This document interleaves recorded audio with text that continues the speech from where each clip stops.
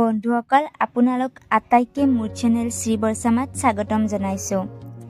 বৃন্দাবনৰ পবিত্ৰ ভূমি য'ত ভগৱান শ্ৰীকৃষ্ণই কৰা মাখন চোৰ, ৰাসলীলা আদিৰ নিচিনা অদ্ভুত লীলাবোৰে আজিও আমাৰ মনত এক অদ্ভুত আনন্দৰ সৃষ্টি কৰে। ইয়াৰ চাৰিওদিশে আজিও ভগৱান শ্ৰীকৃষ্ণৰ অনুভূতি কৰিব পাৰি।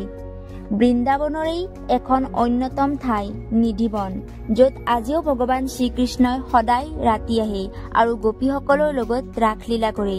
গতিকে আৰু অধিক পলম নকৰি ভিডিঅ'টো আৰম্ভ কৰোঁ আৰু জানিবলৈ চেষ্টা কৰোঁ নিধিবনৰ আচল ৰহস্য। তাত থকা বাসিন্দাসকলে কয় যে এই ঠাইতে ভগৱান শ্ৰীকৃষ্ণই ৰাধাৰাণীৰ লগত মহাৰাস কৰিছিল। বিভিন্ন ধৰণৰ ৰসৰ সমাগমকে ৰাস বুলি কোৱা হয়, যেনে মাধুৰ্য ৰস, শৃংগাৰ ৰস, বাৎসল্য ৰস ইত্যাদি।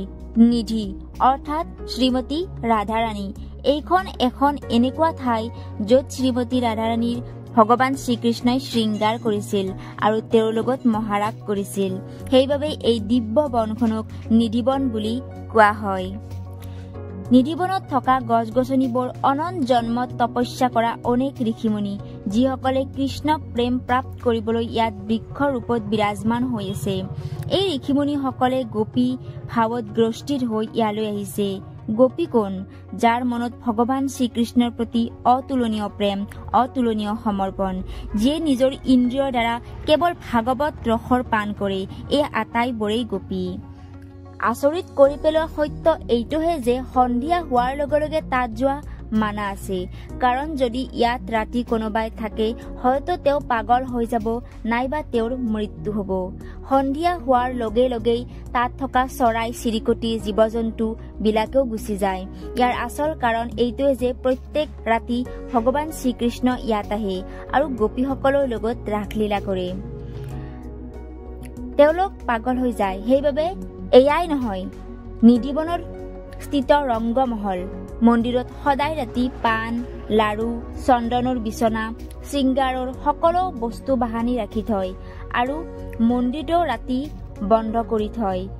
আৰু ৰাতিপুৱা পূজাৰীয়ে যেতিয়া মন্দিৰটো খোলে তেতিয়া তাত ৰাখি থৈ দিয়া পাণ, লাড়ু নাথাকে আৰু বস্তু বাহানিবিলাকো চিদলি ভিদলি হৈ থাকে।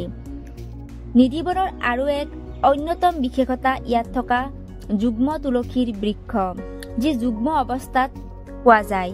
কোৱা যায় যে যেতিয়া ৰাধাকৃষ্ণই ৰাসলীলা কৰে তেতিয়া যুগ্ম অৱস্থাত থকা এই তুলসীৰ গছজোপাও গোপী হৈ যায়।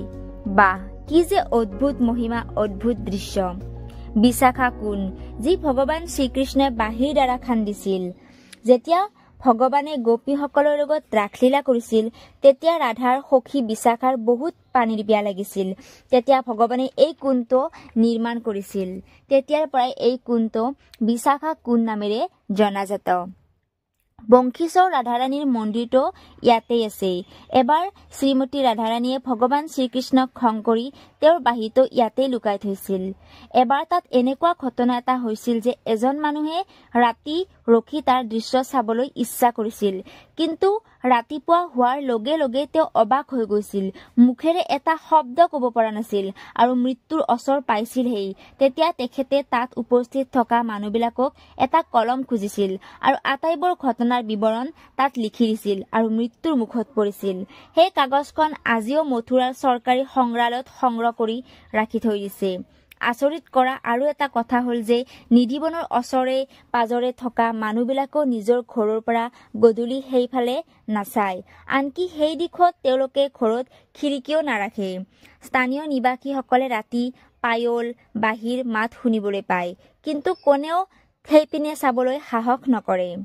সঁচাকৈ অদ্ভুত আকৰ্ষণীয় বৃন্দাবনৰ নিধিবন, ভগৱান শ্ৰীকৃষ্ণ আৰু তেওঁৰ অদ্ভুত লীলা।